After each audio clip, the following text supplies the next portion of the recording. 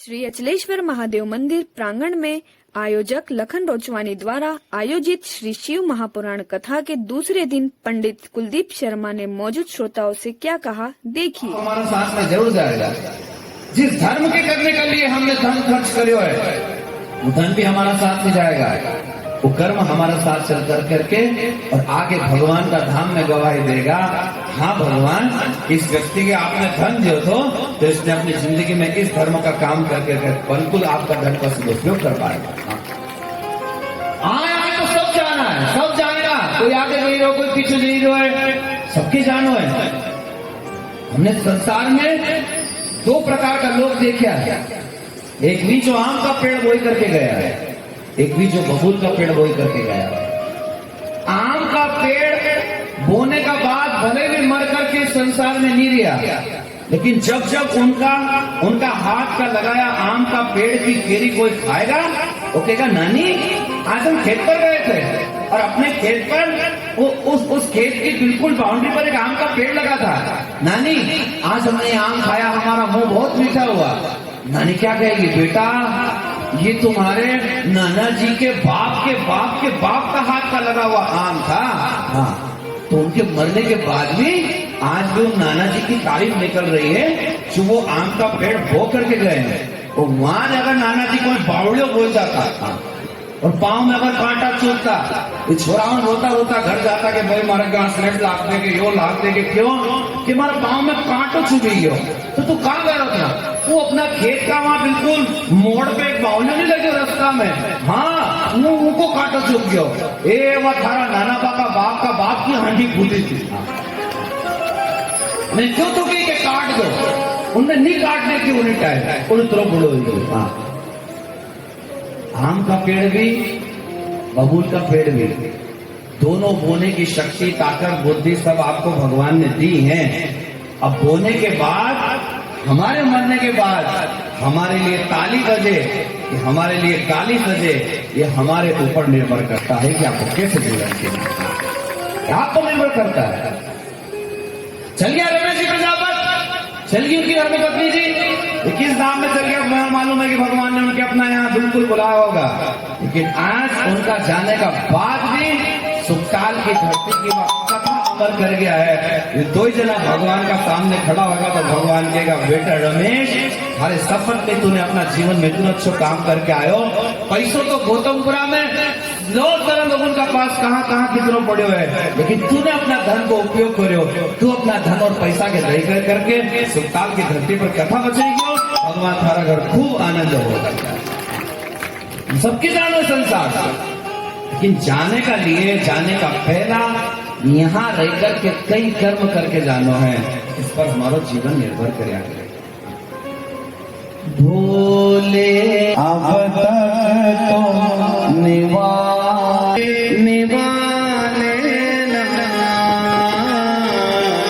भोले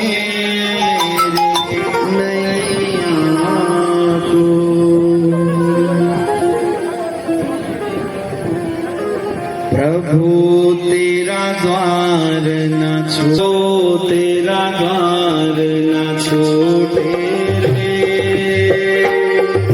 छूट जाए संसार, प्रभु तेरा द्वार न छोटे, प्रभु तेरा द्वार न छोटे, तेरा द्वार न छोटे, छूट जाए संसार, प्रभु तेरा द्वार न छोटे, प्रभु तेरा द्वार न छोटे, प्रभु तेरा द्वार न छोटे,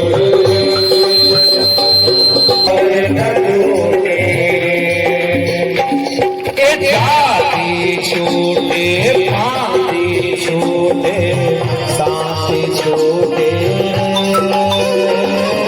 दादी छोटे, आती छोटे, साथी छोटे,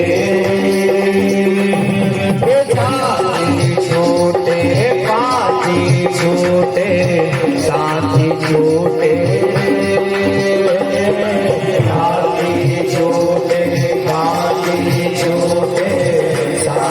छूटे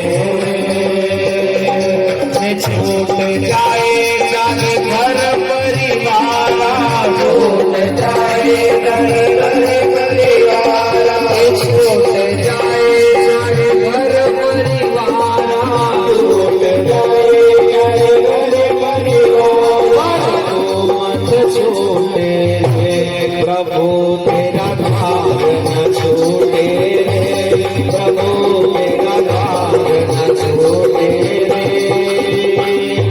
छूट जाए संसार प्रभु तेरा नाम न छूटे प्रभु तेरा नाम न छूटे प्रभु तेरा नाम न छूटे छूट जाए राती छूटे राती छूटे राती छूटे छूट जाए जाने घर परिवार छूट जाए जाने घर परिवार छूट जाए जाने घर परिवार छूट जाए जाने घर परिवार तू मत छूटे प्रभु तेरा भाग न छूटे प्रभु तेरा भाग न छूटे छूट जाए संसार प्रभु तेरा दान न छूटे प्रभु तेरा दान न छूटे प्रभु तेरा दान न छूटे छूट जाए संसार प्रभु तेरा दान न छूटे छूट जाए संसार प्रभु तेरा दान न छूटे बोले तेरा दान न छूटे शंकर तेरा दान न छूटे शिव से तेरा दान न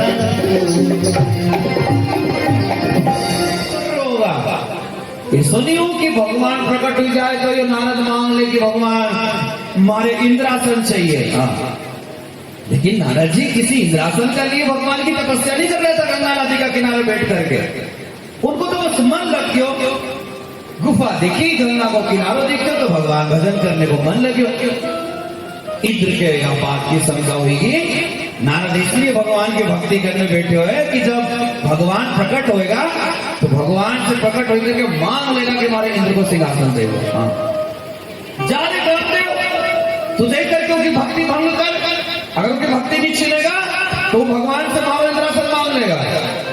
कामदेव अप्सराओं का सांस गयो और भी नारद जी जो भगवान की भक्ति में बैठा हुआ था उनके परेशान करने लगे। ये चाहने लगे कि नारद अपनी भगवान की भक्ति छोड़ करके यहाँ से उठ करके भाग जाए या पद भ्रष्ट हो जाए। लेकिन भगवान का भक्त का ऊपर किसी बात को सब नहीं होया करे। नारद का ऊपर कितनी कोशिश करी गई कामदेव द्वारा अप्सरा द्वारा, लेकिन भगवान का भक्त उनकी भगवान रक्षा करा करे। और कामदेव प्रणाम कर करके नारद जैसा ऋषि को प्रणाम कर करके वापस अपना धाम चल गया। क्षमा मांग इंद्र राजा ने क्षमा मांग ली। वे भगवान को भक्त है कुछ नहीं करे देख सके। अच्छी बात थी कि भगवान का एक भक्त पर भगवान की कृपा हुई और कामदेव उनके पद भ्रष्ट नहीं कर पाए। अच्छी बात थी, लेकिन इस बात को अभिमान नहीं करना चाहिए। भगवान की कृपा होना एक विषय है और भगवान की किसी कृपा को अभिमानी होना ये दूसरा विषय है। भगवान ने आपके खूब लखपति करोड़पति अरबपति बनाया या भगवान की एक कृपा है। लेकिन लखपति करोड़पति अरबपति बनने का बाद भी आपने अभिमान नहीं करियो या भगवान की दूसरी बड़ी कृपा है। भगवान ने आपके ताकतवर बनाया या भगवान की एक कृपा है। लेकिन ताकतवर बनने का बाद भी आपके अभिमान नहीं हो या भगवान की दूसरी बड़ी कृपा है। भगवान ने आपको बुद्धिमान बनाया या भगवान की एक कृपा है। लेकिन उस बुद्धि को आपने अभिमान नहीं करे या भगवान की दूसरी बड़ी कृपा है। और व्यक्ति भगवान की दी हुई कृपा को सदुपयोग करेगा तो वह बढ़ती जाएगा, और अगर भगवान की दी हुई कृपा को दुरुपयोग करेगा तो वह स्वतः ही उसका विनाश को कारण बन जाया करेगा। होलिका ने मरते मरते पूछे तो भगवान से, ब्रह्मा से, रे ब्रह्मा तू झूठो है, तूने ये वरदान दिया तो कि होलिका तू कितनी भी जलती हुई आग के अंदर जाएगा लेकिन तू जलेगा नहीं। लेकिन तूने मारा झूठो वरदान दिया ब्रह्मा। देख मैं प्रहलाद के गोदी में लगी रही और मारा शरीर में आग लग रही है।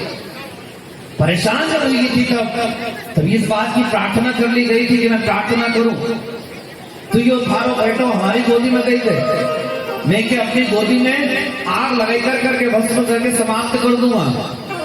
और वो हिरण्यकश्यप जी ने प्रहलाद जी के मारने के लिए कई बार प्रयास कर लियो, तो कभी पर्वत से फेंकियो, कभी शेर का सामने खड़ो कर दियो, कभी तलवार से टुकड़ा करने की कोशिश करी, लेकिन भगवान का भक्त को बाल बांको नहीं हुआ था। और उसकी बुआ ने कही थी तुम्हारी गोदी में दे दे, मैं कि अपनी गोदी में रख करके भस्म करके समाप्त कर दूंगा। लेकिन जब आग लगी गई तब वहां कोई भगवान का भक्त प्रहलाद नहीं जला। कौन जला? होली का बुआ जली। और बुआ ने जलते जलते ब्रह्मा जी से पूछा, क्या आप झूठे हैं ब्रह्मा? क्या आपने जो वरदान दिया था कि तुम कितनी भी अग्नि में जाओगे तुम जलोगे नहीं, क्या था आपने झूठा वरदान दिया था? ब्रह्मा सृष्टि के विधाता ने कहा, मेरा वरदान झूठा नहीं है होली का, लेकिन वरदान के साथ एक इस सत्य को भी अपने मन में हमेशा जागृत रखना, भगवान की दी हुई किसी भी शक्ति का सदुपयोग करोगे तो वो बढ़ती जाएगी, और भगवान की दी हुई ताकत और शक्ति का दुरुपयोग कर दोगे तो वही शक्ति आपके विनाश का कारण बन जाएगी। यह भी परम सत्य है। अच्छी बात है कि भगवान ने आपके दौलत दी, लगाओ पानी की प्याओ, लगाओ कथा भागवत का सुंदर मंडप, लगाओ भगवान का भक्तों के लिए जलपान की व्यवस्था, अच्छी बात है। ये काम करो नहीं, आपकी दौलत बढ़ती जाएगा। आपके अगर भगवान ने बुद्धि दी है तो लोगों का भला कर लिए आपकी बुद्धि को उपयोग करो नहीं। आपके भगवान ने शरीर की ताकत दी है तो भगवान का लिए, भगवान का भक्तों उनका कल्याण के लिए उस ताकत को उपयोग करो नहीं। आपके परिवार की ताकत दी है तो उस परिवार की ताकत से लोगों को भलो करो नहीं। तब तो अगर भगवान की दी हुई किसी भी ताकत को गलत उपयोग करो है, किसी का अहित के लिए करो है, जो ब्रह्मा की बनाई हुई सृष्टि को नियम है, वही ताकत आपको समाप्त करते हैं। मत कर तू अभिमान रे बंदे, झूठी तेरे शान रे, मत कर तो अभिमान।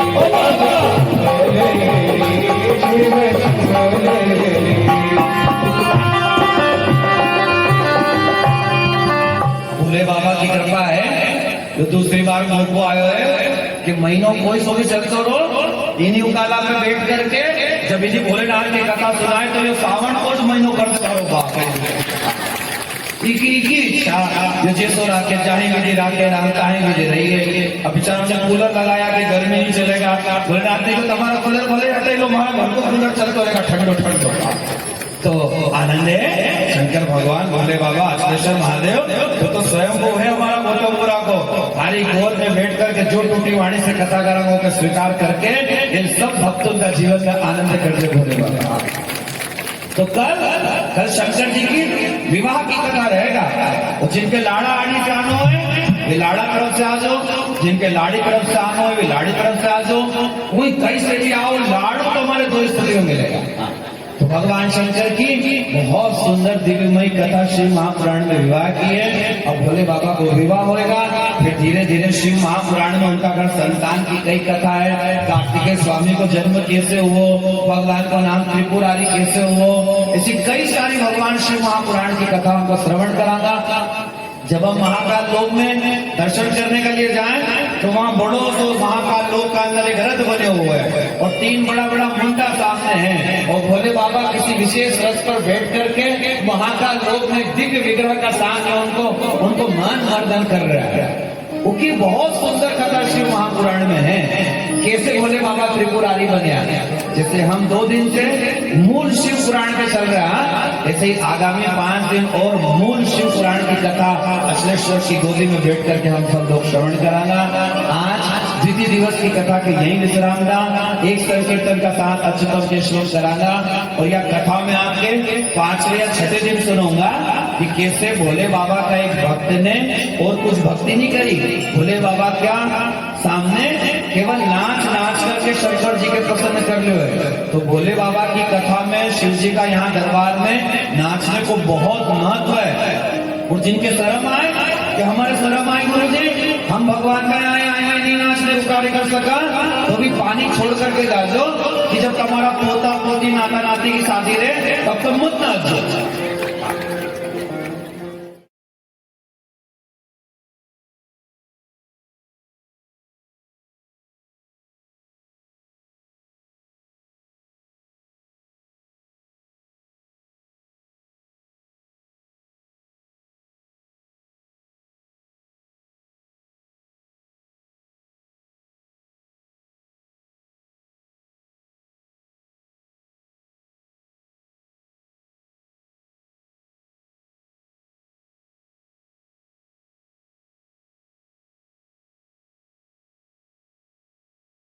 करुणा करो कृष्ण सुराग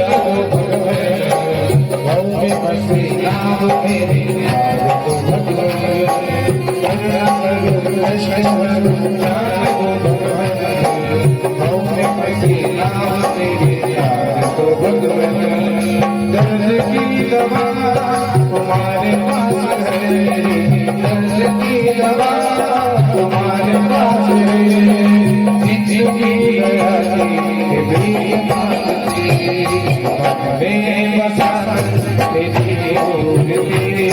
उतारो